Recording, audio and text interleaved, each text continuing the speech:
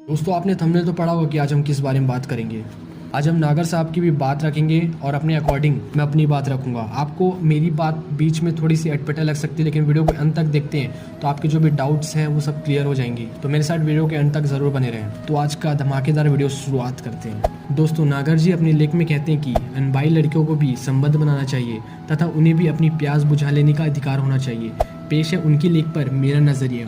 दोस्तों ऋषि मुनि ने भी संबंध को कभी बुरा नहीं कहा, बल्कि हिंदू धर्म में तो कामसूत्र, योनि शास्त्र जैसे शास्त्र भी लिखे गए हैं, पर इनके बावजूद संबंध करने के लिए कुछ नियम तय किए गए हैं। उनमें से एक सबसे बड़ा नियम है विवाह, यानी शास्त्रों के अनुसार स्त्री पुरुष को केवल विवाह उपरांत ही संबंध बनाना चाहिए। बिना विवाह के संबंध बनाना पाप कहा गया है। ऐसा केवल हिंदू धर्म में ही नहीं अपितु दुनिया के सभी प्रमुख धर्मों में कहा गया है। बाइबल में कहा गया है कि ये अच्छा है कि कोई अविवाहित रहे या विधुर रहे, जैसे कि मैं, पर यदि कोई अपनी काम इंद्रियों पर नियंत्रण नहीं रख सकता तो उसे विवाह कर लेना चाहिए। और कहा गया है कि यदि कोई अनैतिक संबंध बना के ईश्वर के नियमों को तोड़ता है तो निश्चय ही ईश्वर उसे सजा देंगे। और बाइबल में कहा गया कि ईश्वर ने यौन क्रियाओं के लिए पति पत्नी बनाए हैं ताकि नैतिक और अनैतिक संबंधों में फर्क कर सके।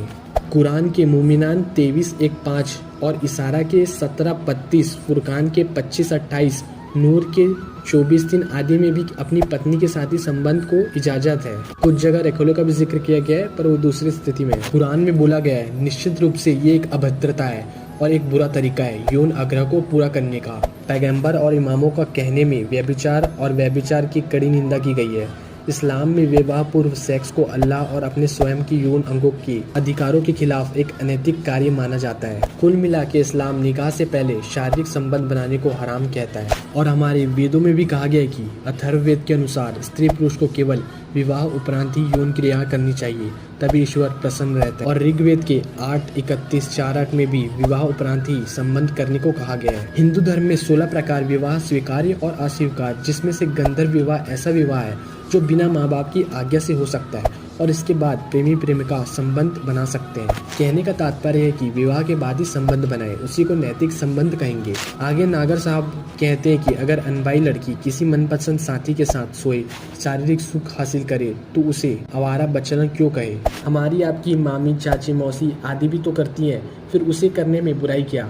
चाची, मौसी, मामी, दादी करे तो सम्मानित, अनबाई करे तो अनैतिक कैसे हो सकता है। तो सही कहा आपने नागर साहब, कोई बुराई नहीं। मैं तो कहता हूँ कि सड़कों पर खुलेआम सेक्स करना चाहिए। बसों पर, ट्रेनों पर, अस्पतालों से, ऑफिस हो या स्कूल, कॉलेज, हर जगह सेक्स की अनुमति दे देना चाहिए। आखिर बंद कमरे में सेक्स सम्मानित क्यों करें और खुलेआम करने पर आपत्ति क्यों होनी चाहिए। आखिर सबको पता चले कि सेक्स गांत में क्यों है ना नागर साहब। सब खुलेआम होना चाहिए, माँ बाप, दादी दादी, अध्यापक, बॉस, पुलिस, जज, सबके सामने। चलिए ये तो हो गई नागर साहब की बात। अब मेरी बात। अगर शास्त्रों को थोड़ी देर के लिए भूल भी जाए तो आप देखेंगे कि बिना शादी के सेक्स करने के कारण लड़की को जीवन में बहुत सारी हानियां हो सकती हैं, जैसे कि गर्भवती होने का खतरा। अगर सेक्स करने के बाद लड़की गर्भवती हो जाती है तो उसके बच्चे का लालन पालन किसके जिम्मा होगा। आप करेंगे क्या नागर साहब। देश में गर्भपात का सबसे बड़ा कारण ऐसा सेक्स है क्योंकि अधिकतर प्रेमी जोड़े इस हालत में नहीं होते कि वो बच्चा पैदा करने के बाद उसकी जिम्मेदारी उठा सके, यानी जच्चा बच्चा दोनों की जान का खतरा। कुंठा का शिकार होना। अगर किसी कारणवश सेक्स करने के बाद भी किसी लड़की की शादी उसके प्रेमी के साथ नहीं होती तो जिंदगी भर कुंठा का शिकार, प्रेमी द्वारा ब्लैकमेलिंग का खतरा का डर रहेगा। तीसरा है, एक बार संभोग करने के बाद मन पर नियंत्रण रखना कठिन हो जाता है, इसलिए शादी के बाद पवित्रता होने की संभावना कम हो जाती है, जिससे परिवार नष्ट होने का खतरा बढ़ जाता है। और भी कई खतरे हैं जिनको आप सब भी जानते ही होंगे।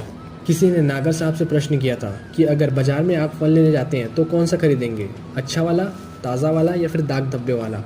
उन्होंने उसका प्रश्न का जवाब नहीं दिया, शायद फालतू सवाल समझा होगा, पर ये फालतू सवाल नहीं था। कुछ न कुछ रहस्य अवश्य होता है, बस समझने की ज़रूरत होती है। वो सवाल इसलिए था कि हम सब ताज़े फल लेना ही पसंद करेंगे क्योंकि हम जानते हैं कि ताज़े फल लेना हमारे सेहत के लिए अच्छा होता है। उन ताज़े फलों को खा के हमारे मन को खुशी मिलती है। ठीक उसी प्रकार जब शादी होती है तो पति पत्नी दोनों ही चाहते हैं कि उनका जीवन साथी पूरी तरीके से कुंवारा या कुंवारी हो, एकदम ताज़ा हो, बेदाग हो, उस पर किसी का पहले से हक ना हो।